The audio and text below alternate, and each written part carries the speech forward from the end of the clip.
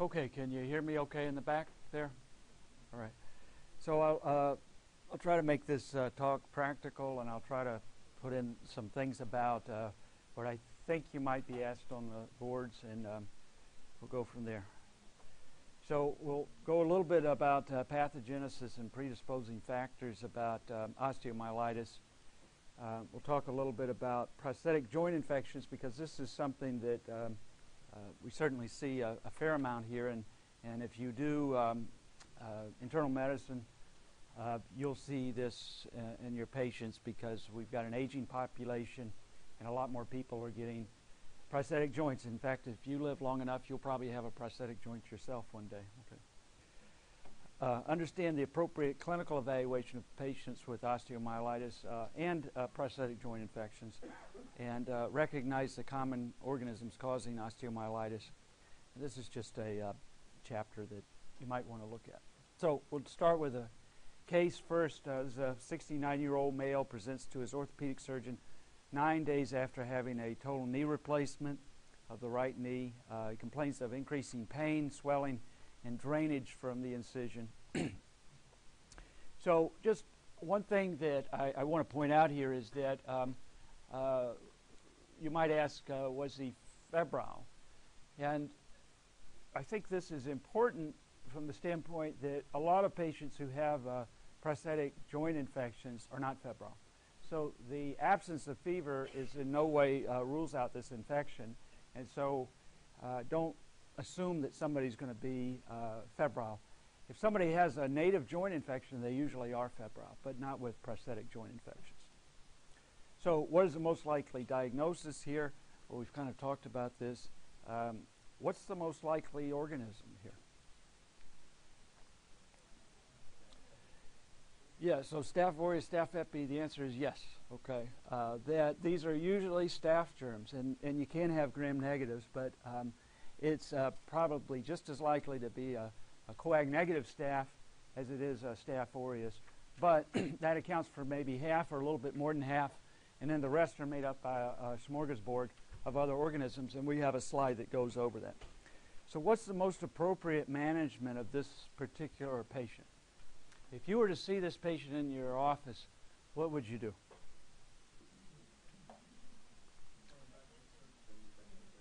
Right, so dial 911 or something like that. But what you don't want to do is give this person oral antibiotics, okay? Because the patient is almost certainly going to have to go back to surgery and is probably going to need at least a washout procedure. Might eventually need to have the whole prosthesis removed, but they're not going to rush into that. So when we see patients who have a total knee replacement, don't try to aspirate the joint yourself, okay? Get the patient to see the orthopedic surgeon. If someone comes in with a native knee or non-prosthetic joint, that's fine to stick a needle in it. But if they just had surgery, don't get involved with this. Just send them to the surgeon and you're done, okay? Now, most of the patients are going to go to the surgeon in the first place, but if they go to the ER or go to your office, then just get the surgeon on the line. And so what they do then is they're going to stick a needle in this and look at the fluid, and if it's pus, the patient has to go back to surgery. If it's normal fluid, then it's probably not infected, but it could be, and we'll talk about that. So this just gives some information about the synovial fluid counts, and typically if these are high, and high is actually not that high, but it's certainly abnormal, then the sensitivity and specificity of this is actually quite high. So that's helpful information. So these are kind of what these look like, not really, but they kind of look like that. And we look at these on, you can look at a plain film and see what they've got, and we'll, I think, show some pictures of that. Okay, so this is actually some old data. It's almost 20 years old, but the incidence of these infections is about the same. Most of these persons that get these joints do not get infected. So if you do infectious diseases, you would think that everybody who gets a prosthetic joint infection or prosthetic joint gets an infection, because we don't see the ones who don't get infected. We only see the ones who do get infected. But it's actually not that common for these, okay? So, and you get a skewed view of things when you work in the hospital too, because you think everybody's sick all the time. But most people aren't sick, and most people who get these joint replacements do just fine. But if they get one of these joint infections, this is $1995, so you can multiply that by about 3 or 4 now. It's a very expensive ordeal, and a lot of the patients end up having to have the whole thing taken out and 6 weeks of antibiotics and then another one put it back in. So what's the incidence of infection if they have this done again?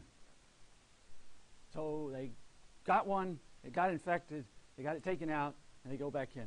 Is their incidence of infection the same as it was the first time?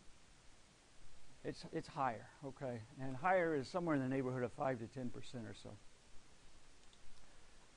Okay, so now surgeons hate it when we tell them this, but most of these infections occur at the time of the surgery, okay, and so that's why these infection control people get so involved with this type of data. So if a person gets a procedure and they have gone home and 9 days later they're coming back, that patient did not get that at home, okay? That patient got that at the time of the surgery. You can count on that. And it's only when these patients go home and stay home and they've been home for a couple of months or so that you can say, well, they probably got this one at their home. It probably didn't occur at the time of the surgery. So what are some clues to infections? Most of the time you get delayed wound healing, or you get dehiscence or wound infections. And when you see these wound infections, again, don't assume that this is a superficial infection. It frequently is just the tip of the iceberg, and you really don't want to be dealing with those by yourself. You should want to get, or you should get, the orthopedic surgeons to be involved in the care. So what's the problem with these? It's biofilms, and I don't think I need to talk to you about biofilms, but basically when these organisms are introduced on this material, you can give all the antibiotics you want, and it's not going to get rid of these biofilms. These are occur on prosthetic material. There's no blood supply there. When we give antibiotics, basically you're preventing a systemic infection, but this is not doing anything for these organisms in this biofilm. And that's why we frequently have to replace the whole thing. Okay. So what are the symptoms? I alluded to this before. Joint pain is by far and away the most common. Fever occurs, but it's actually less than half of patients. Periarticular swelling is somewhat common. And then sinus drainage it occurs in about a third of the patients. Now, this is actually so this data here is like 20 years old. This is from an article in that was from the Mayo Clinic that was published just last year, a year ago, December of last year. And it's pretty much the same. I mean, there's some subtle differences, but what I put this up here to show you is that pain is, again, the most common. And I don't know why they did this present and absent things, because you can do the math and these add up to 100%, but I don't know. Anyway, swelling about half or so, redness maybe 39%. Fever's about a little bit over a third of the patients. So it's not a very common thing. So the absence of fever certainly doesn't rule out an infection. Okay, so we talked a little bit about the organisms. Roughly half of these are staph. And so it's coag-negative staph, it's staph aureus, and they're about the same. And then we get some strep, enterococci, some gram-negative rods, maybe a fourth. And then occasionally anaerobes will be involved. And we'll talk about an anaerobe-specific anaerobe in just a few minutes. So again, this is this article that was published in from the Mayo Clinic just last year, and I think it pretty much shows what similar types of organisms. So MSSA about a fourth, coag-negative staph about a fourth. MRSA, they actually don't have that much MRSA. Wait a minute, sorry. They don't have much MRSA there. So maybe we should move to Minnesota. It's too cold, though. Okay. Anaerobes about 2% or so. Okay. All right, which of the following organisms is commonly associated with shoulder prosthesis infections? So Mycobacterium marinum, Stenotrophomonas multifida, Propionibacterium acnes, Candida albicans, or Mycobacterium abscessus. So, anybody know what the answer to this is?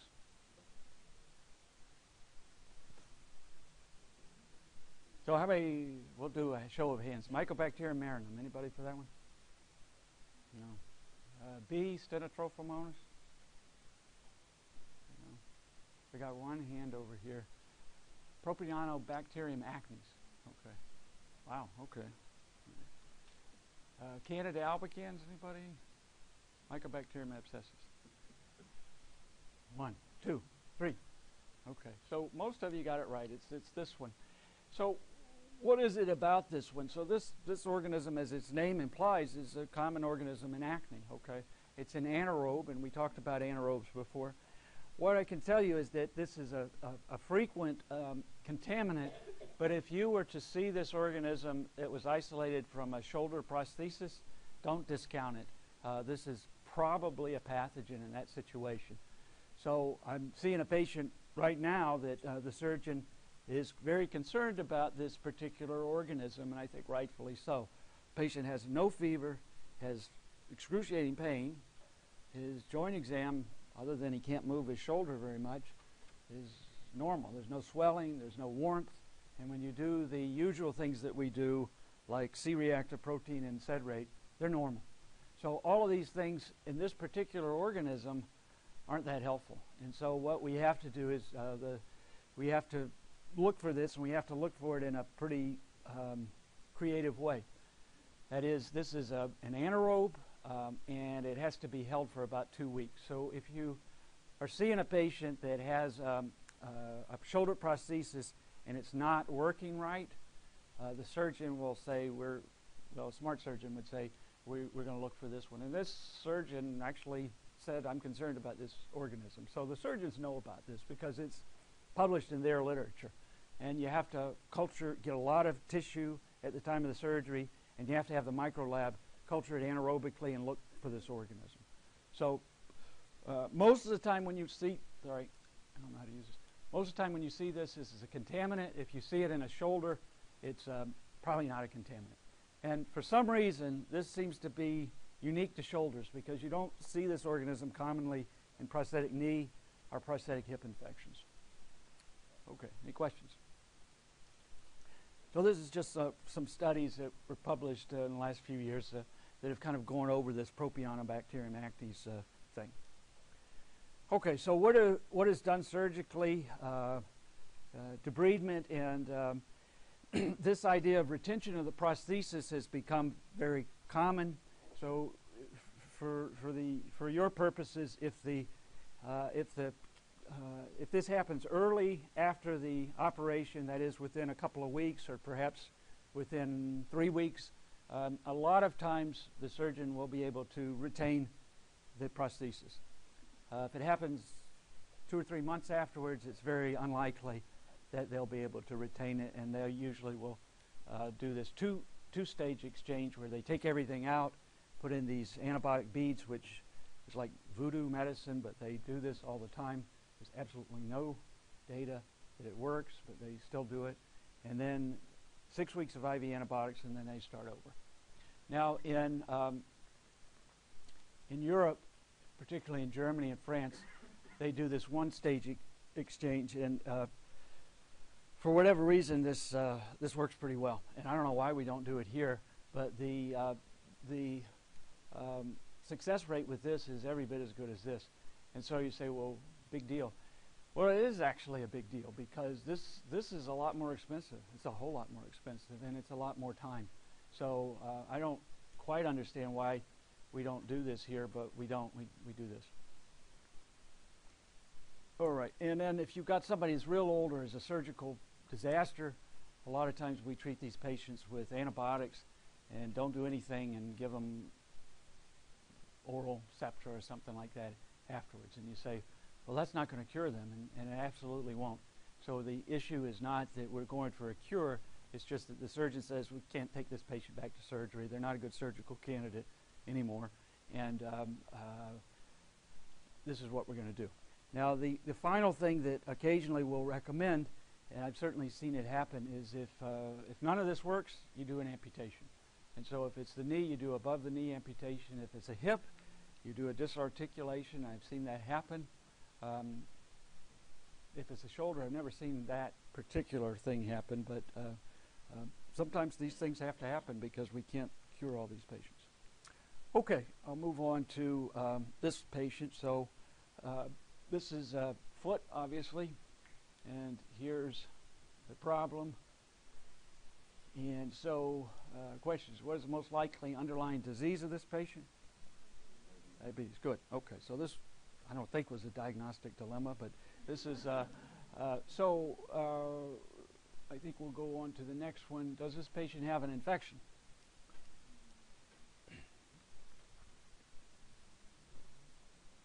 Doesn't look like an infection, okay. So most of what we do in infectious disease is not rocket science, okay. If I looked at that, I'd say that's not infected, okay. So if you say, well, the culture grew staph and coag-negative staph and Corynebacterium and bacillus, what I would say is that that's what's on your skin, right? So a culture doesn't prove an infection. There's no redness around it. There's some callus. The patient usually aren't sick. They have this, and so what might you do here in this particular patient? A couple of things you might want to do.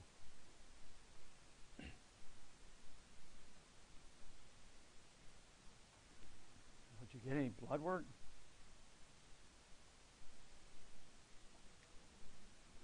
I mean, you might want to check their sugar, but I guess you're doing that anyway, right?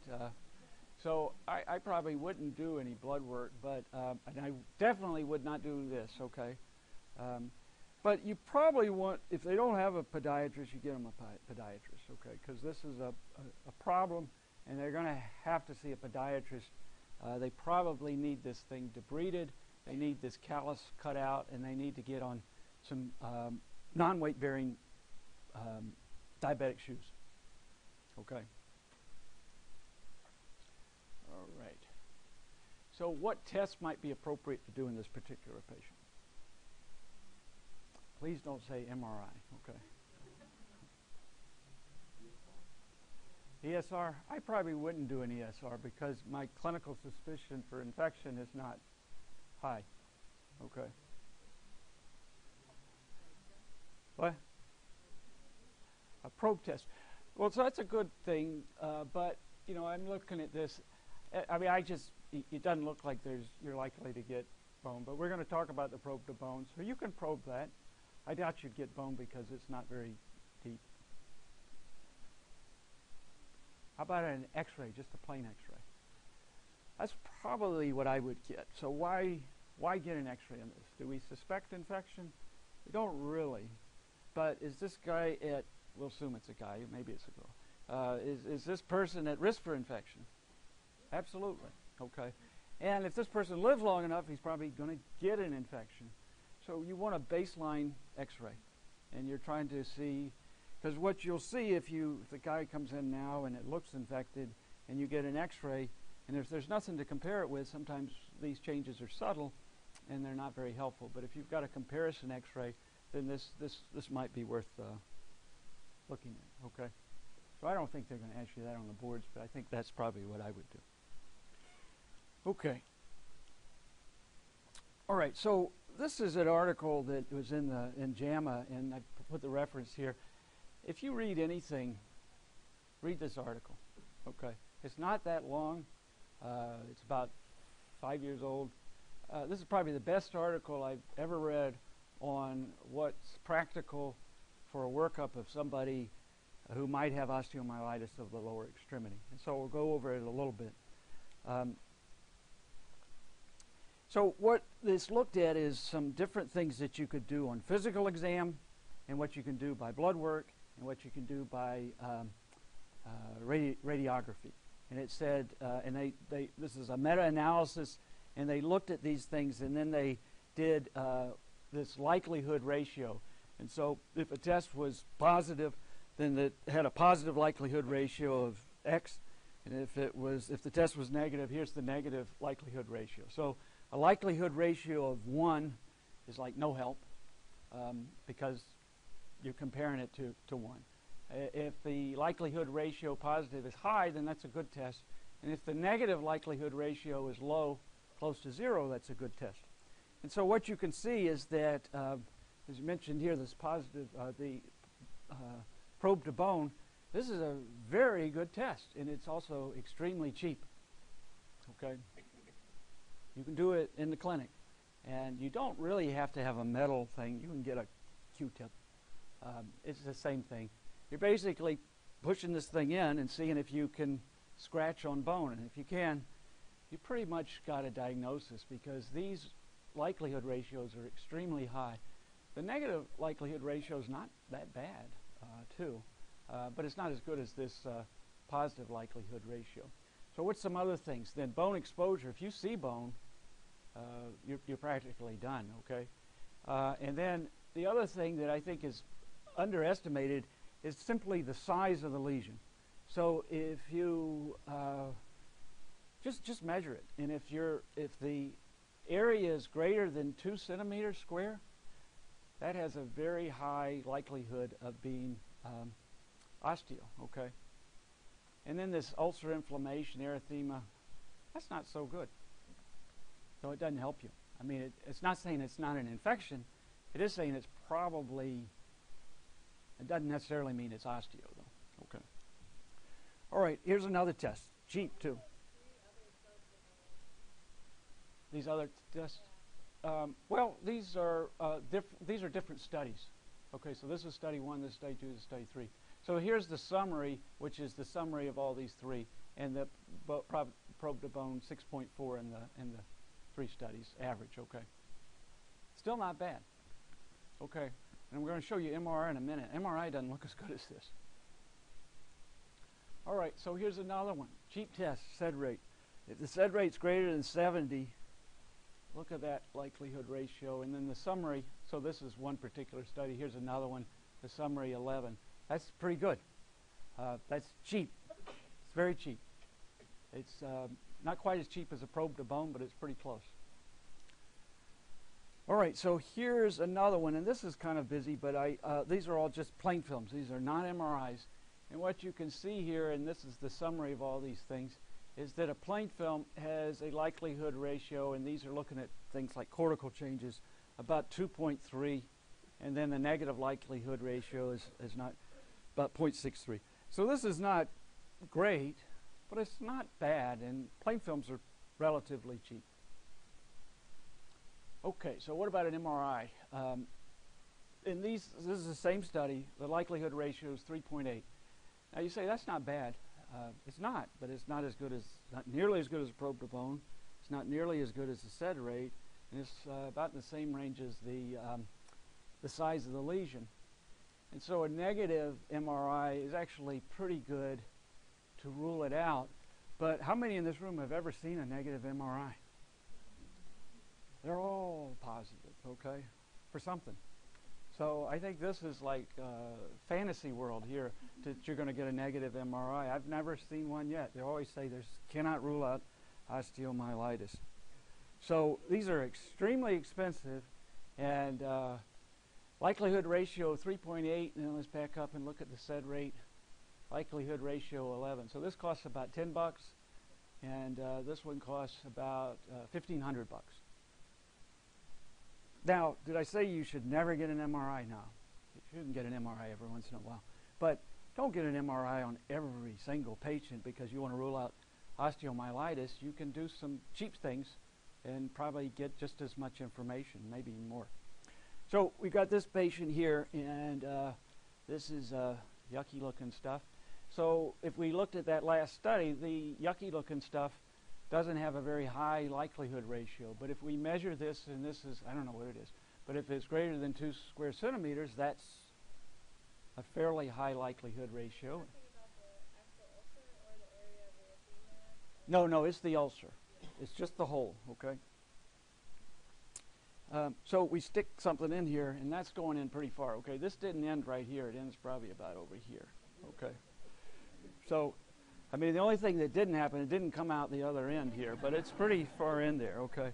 So this guy's got osteo. So, you know, why order an MRI on this patient? I don't understand. We know this patient has osteo. What you don't know is what the organisms are.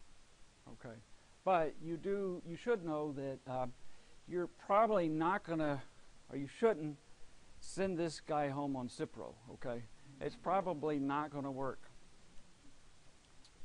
So, does this patient have osteomyelitis? So I'm talking about this patient. Yes, definitely. Okay. So what tests may be helpful to make the diagnosis? ESR bone biopsy, okay, yeah. But we've done this one went to bone, believe me, okay? And this is not the same patient, okay? But we've got this lesion here. Does this patient have osteomyelitis? Absolutely. So what you don't know is you don't know what the organism is, okay? And we're going to talk about the organisms in a minute. But you don't really need to get an MRI on this patient, okay? So what does this patient need? The patient needs surgery, okay? And then you say, well, what did the bone culture grow? You don't care, because if they have an amputation, that's the end of it, okay? All right, so identifying the pathogen. Yes?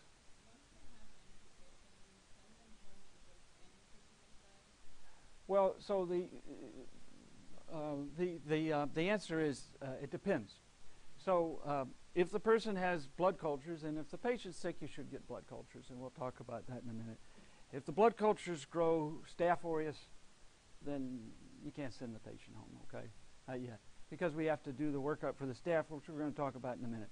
And staph is a common organism. But if the blood cultures are negative and there's no evidence of surrounding cellulitis, then no, you don't have to send the patient home on. We're going to get to that. Okay. Okay. So how many times have you asked surgery to get a bone biopsy and they have agreed to do the bone biopsy? Yeah, right. I can count on one hand and have about 5 fingers left over, okay? They never want to do the bone biopsy, okay? It just doesn't happen. But if you call somebody else, they might do it. So we try to get bone biopsies, but frequently we don't get them, okay? The only time I think that we've got them is the radiologists will do them because they get paid to do them, okay? So we can do an aspirate, and I think this is probably not done so much. These are relatively easy to do. A lot of the patients, particularly a diabetic that has an insensate foot, you're not going to hurt the person by sticking a needle in there. This is how they got the problem in the first place. They don't feel anything, right? So you don't have to get the xylocaine. You're waiting for the nurse to bring xylocaine, okay? They can't feel anything. Just stick a needle in there. But what you got to do is clean it off real well beforehand, because what you don't want to do is to get skin flora, and that's can be a problem. Okay, move on. So we've talked a little bit about these things. What I will say about the bone scan is that for all intents and purposes, this test we don't use anymore. And there may be extenuating circumstances, but when I was your age, we did this stuff all the time, okay? And MRIs and other things have replaced this. And yeah, I said MRIs are overused, but we just don't usually need bone scans. And these WBC scans are just a waste of money. Okay. So we talked a little bit about the plain films, and I think plain films are really underutilized, and we should be utilizing them more. They're relatively cheap compared to an MRI.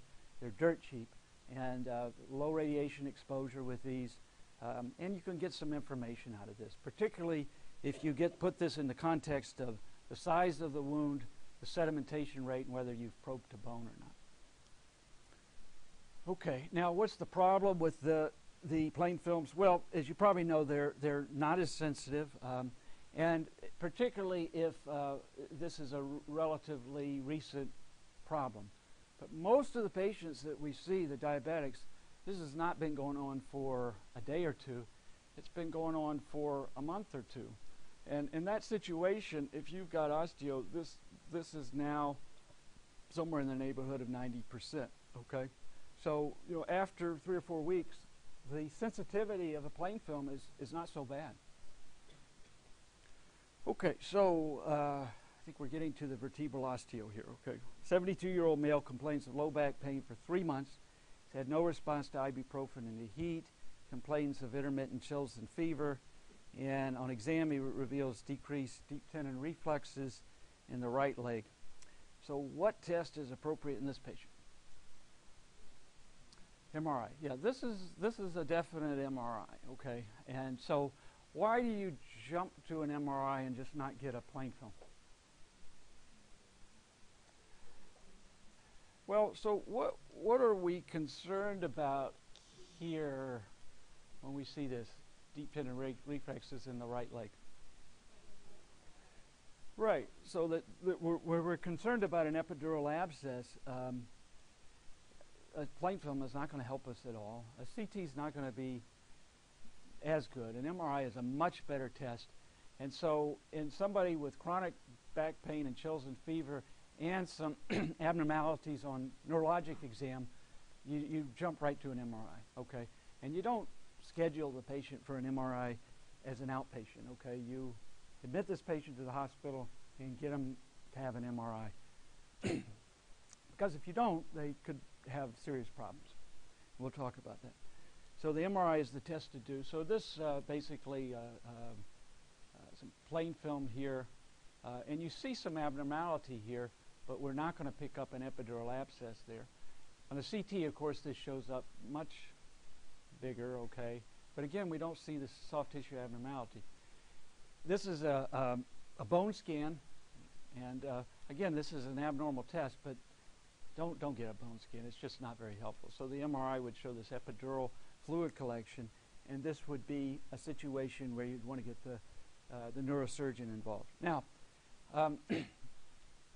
at this particular level, is this a neurologic emergency? What? I think somebody said something, but I didn't. Good try, but no, it's not. And the reason it's not is it's low. It's below the spinal cord. Okay, so where you have problems is up here, where you can get permanent neurologic damage. Okay, but this area is like L4, L5. It's below the spinal cord, and unless it tracks up, we're not talking about a permanent neurologic problem. Epidural abscesses, just so you know, this is a very common problem from the standpoint of medical legal. Huge. So if you miss one of these and they get paralyzed, you're up a creek, okay? And usually you don't have much of a paddle, okay? So if you think about this, you should just get an MRI, okay? So we'll talk about this. Most appropriate management we talked about. So whom do you consult? Neurosurgery, yeah. Don't call ID, okay? Please don't call ID, because all we're going to tell you is to call neurosurgery, okay? And plus, I don't know how to do this surgery, okay? This is the neurosurgeons you need to call. So how might you make a definitive microbiologic diagnosis in this case? Probably at this type of surgery, but what's something that you can do before the surgery? Just blood cultures, right. So blood cultures are going to be positive in about 25% of these patients, usually with what organism? This is usually Staph aureus, okay. I mean, there's some other organisms, and I think I've got a slide, but if you see something like this, this is usually Staph aureus. So you want to put these patients empirically on vancomycin. I don't think it's unreasonable to give them something like ceftriaxone along with that, but you want to get your blood cultures first. If they're not septic, I wouldn't put them on any on any antibiotics. If they're septic, you do that. But if they're not septic, just get your blood cultures and wait for the surgery. Okay, so we'll talk a little bit about this spinal epidural abscess because this is something that you really need to know about and you don't want to get sued. So the classic triad here is fever, back pain, and neurologic deficits. But just so you know, this occurs in less than a third of the patients. So if you've got it, you're in good shape, but don't expect to see this triad most of the time. So here's something that I think you really, and if they give you a presentation and the patient has urinary retention, that's a bad sign, okay? And don't discount that and just say, well, we put a Foley catheter in the patient. If somebody has urinary retention, that indicates that there's something bad going on neurologically, and this is a situation where you'd want to get your neurosurgeon in right away and not in the morning. Okay, decreased sphincter tone is a pretty important sign, and I think that, you know, when we do rectal exams, nobody likes to do rectal exams, but this is a situation where it's probably a good idea to do this, and of course, if you want to guaiac the stool, that's your business, but that's not why we're sticking your finger up the rectum. If they've got a decreased sphincter tone, this indicates that there's probably a bad neurologic problem going on. Okay, so I put this in here to point out sources of epidural abscess, but most of this is a hematogenous thing from positive blood cultures. And the reason I bring this up is that I think that you've been taught over and over again to get echocardiograms for persons who have staph, and you're supposed to do that. But I think we're not taught so much to think about a vertebral osteo, because this is a problem, and it's actually not that uncommon with staph bacteremia, and I've got a slide that looks at that later on. So staph aureus is the cause of organ in about 60% of these cases. Hematogenous origin is common, and so if you've got somebody that's an IV drug user or has had central lines, this would be a concern. And of course, around here, we're talking about patients with perm casts and stuff like that. And then contiguous spread from osteomyelitis or psoas muscle abscess is another issue. So this is just spinal cord, not the actual size, but what I think I put this in here is to point out that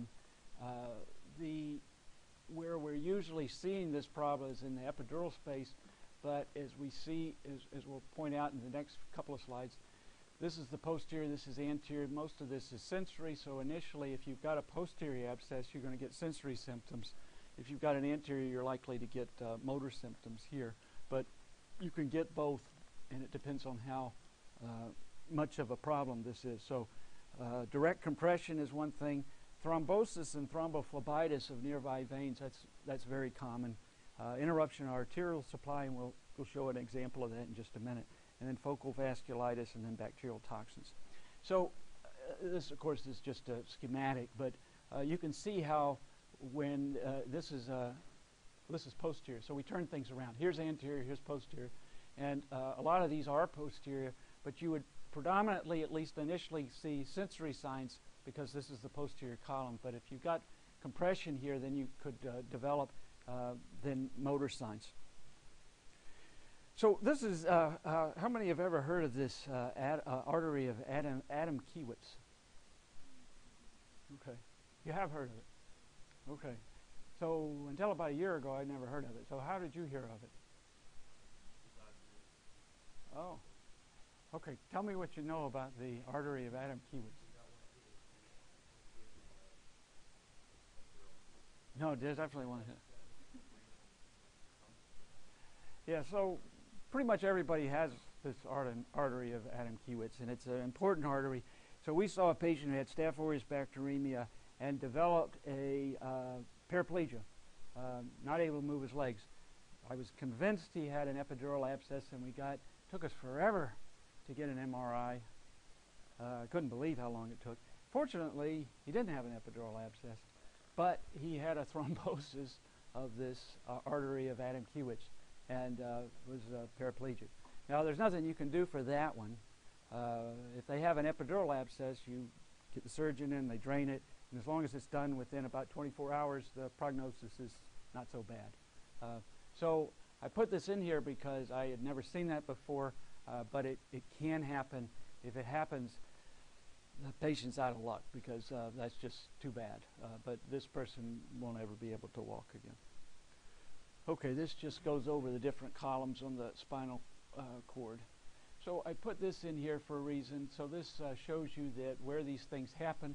Most of these are posterior, about 80%, and I'm talking about epidural abscesses now. About 20% are anterior, and so if they're anterior, then they're more likely to cause motor function problems first. Posterior, more likely sensory. If you get it up here in the cervical region, you can end up with a quadriplegia. If you get it down here in the thoracic, you end up with a paraplegia. If you get something down here, as we showed in the first example, what you're more likely to get is some peripheral problems, but probably not any permanent neurologic deficit. Okay, so this is just some imaging showing, and of course we got the arrows to see what's going on. But of course where this is, this patient ended up with quadriplegia because of the location of this. Okay, so that's why there are lawyers, okay? It's because of these problems here, and that's how these folks make a living. So how rapidly does this occur as far as the neurologic problems?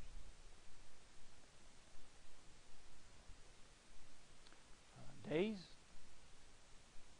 No, it's hours, okay? Usually it's hours. And so that's why if you see somebody that they have neurologic symptoms and you assess maybe by history where you walked in before. We had this patient, I think maybe some of the residents here several months ago, who was seen at Wilson and with neurologic problems, and was back at the ED at Wilson 4 times, and the last time they sent her out in a wheelchair because she couldn't walk. So this person had epidural abscess. She's absolutely a paraplegic. Does that ED doc have a chance? Absolutely not. I mean, I'm not involved in this, but that ED doc is fried, okay? You don't send somebody out who can't walk, okay? The woman was fine, and they sent her out in a wheelchair. Couldn't walk. Nothing. Don't do that, okay? All right. Any questions about that? All right, so these are the organisms, and we said most of these are Staph aureus, and I think for the most part that's really what you need to know. This is predominantly Staph aureus. There's some other hodgepodge of organisms that you're going to see, and I think from the standpoint of your boards, salmonella and sickle cell disease is something that they might ask you about, certainly an association. And then if somebody had a human bite or animal bite, if it's a human bite, it's Eikenella. If it's an animal bite, particularly dog or cat more common, Pasteurella. And then, of course, tuberculosis would be something in somebody who's coming from an endemic area. It can happen in eastern North Carolina, would be more common in someone who's where it's more endemic. And then brucellosis would be in a person who's coming from an endemic area. And we're not in an endemic area for brucellosis, okay? Okay, so I got to wrap up here. 24-year-old female complains of neck pain for 1 month. This is a patient I saw about 15 years ago. Slight numbness in her right hand. Past medical history positive for sarcoidosis. So when you take your boards, if they give you this information, it's there for a reason, okay? Pay attention, okay? So no fever, chills, sweats, or weight loss, and neurologic exam is normal. So what is the next appropriate step in this patient? So let's go back. Neck pain for a month, slight numbness in the right hand, and she's got sarcoidosis.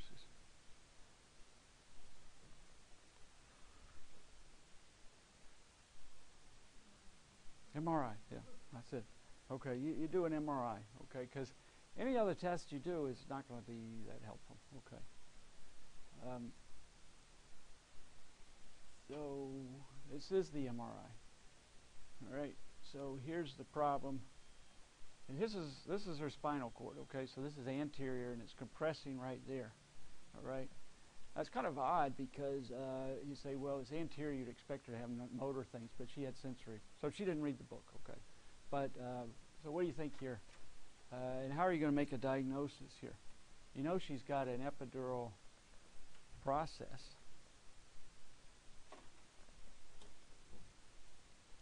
So how might you make a microbiologic diagnosis? I got a neurosurgeon, and they said, I can't operate in that particular area. And it wasn't because he wasn't trained. He said, this is like no man's land. You don't go there, okay? So anyway, what do you do? LP.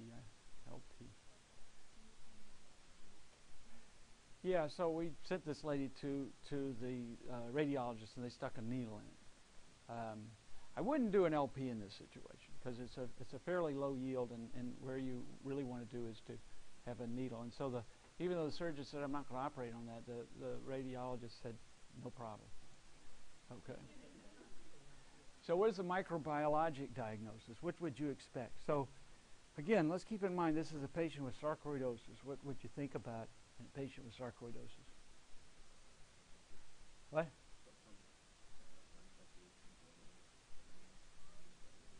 Okay. So like what?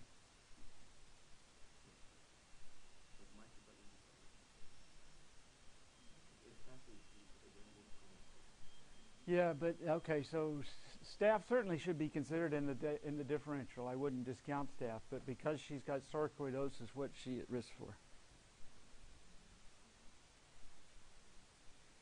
Buddy? TB is a little more common. Okay, keep going. Haven't got it yet. Aspergillus, no. Okay, it's cryptococcus, okay. And if you look at risk factors for cryptococcal infection, sarcoidosis is one of them. And it's actually independent of steroids. So you say, well, they're all on steroids. No, if you look at this, it has nothing. I mean, if they're on steroids, that increases the risk further. But sarcoidosis itself is a risk factor for cryptococcus. And she was not on steroids for her sarcoidosis, by the way. But this was cryptococcus. So whom do you consult here? We talked about this. So this is actually the same patient. So the surgeon said he wasn't going to do anything. And this is after treatment for a long time. And what's this called here? Or what's this problem called here, you know? This is called a gibbous, G-I-B-B-U-S, and it's a gibbous, and they get like a crook neck. So she's kind of like this now. And pretty common after tuberculosis, but this is all healed. She's got this dent right here. She actually has no neurologic deficits, but you get a crook neck, this gibbous formation from just the repair and scarring. Okay, I think I better quit there because I'm past time. Any questions? Yes. One picture that you showed with the foot struggling all the way to the bone, it's saved by chance it was done anyway. Yeah, so the short answer is probably yes, as long as it was susceptible, and there's data that shows that. But I think what we would probably want to do, though, is to make sure that this wasn't, I didn't actually show an x-ray of that foot. I showed an x-ray of another foot. If that bone is all destroyed, then, you know, you can treat the infection, but you still got a destroyed foot. So you know, it would probably do fine for the infection, but may not treat the patient very well. Okay. Other questions? Yes.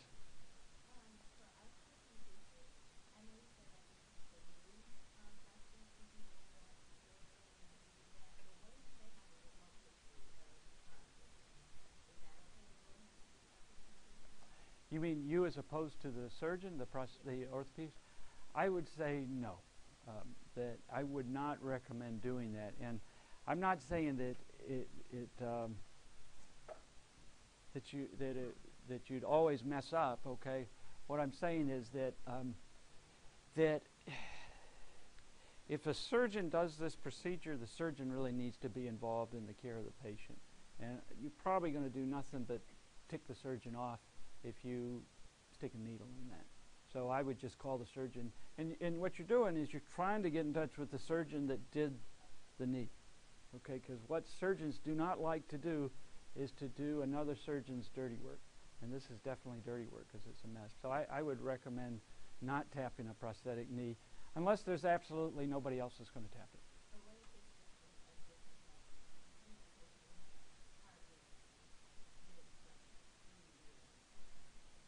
Well, when you say hardware, what do you mean? I mean, well, that's okay. I'm talking about a total an arthroplasty. Okay, pins and rods is fine. Have at it. That's okay.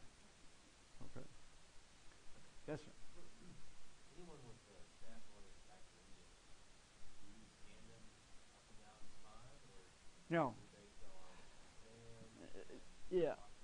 Okay. So let me get to this thing here. So this is, I think, what I messed up. So here's the data for Staph aureus bacteremia. About 10% of those patients will develop vertebral osteo. So what you do, it's pretty easy. You ask the patient if they have back pain. Okay. If they don't have any back pain, fine. But the other thing, just bang on their back. Okay. If they've got focal tenderness, then you really want to do a scan. But basically, I mean, what we've seen is we've seen patients who have actually complained because they've told us later, you know, I told the doctor I had back pain when I was in here the first time, and then they come in with paraplegia, and they're going, you know, I told the doctor I had back pain the first time, and then you shake your head, you know. So just ask the patient if they have back pain. Don't expect the patient to say, you know, I have this back pain, but just ask them. And if they have back pain and you find something, a focal exam, then they should be doing some imaging. And probably MRI is the thing to do. Okay. Yes? Yes.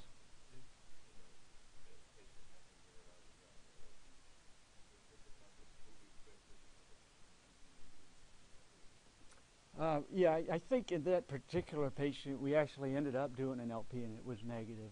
But most of the time they will be negative. But as you're alluding to, Cryptococcus does have a predilection to involve the central nervous system, and I think that we probably would be obligated to do an LP unless there are absolute contraindications to doing it. Okay. Other questions? You've got another lecture, right? Oh, you're done. Okay. No more questions? Okay, thanks. Alright guys, just two things before we leave. One, the holiday get together is tonight at City Bistro. So make sure that you come out if you can, support the holiday party. And two, all those who are on clinic, make sure that you help clean up after. I know that most weeks we haven't had the clinic folks staff and help clean up, things like that. And we do not have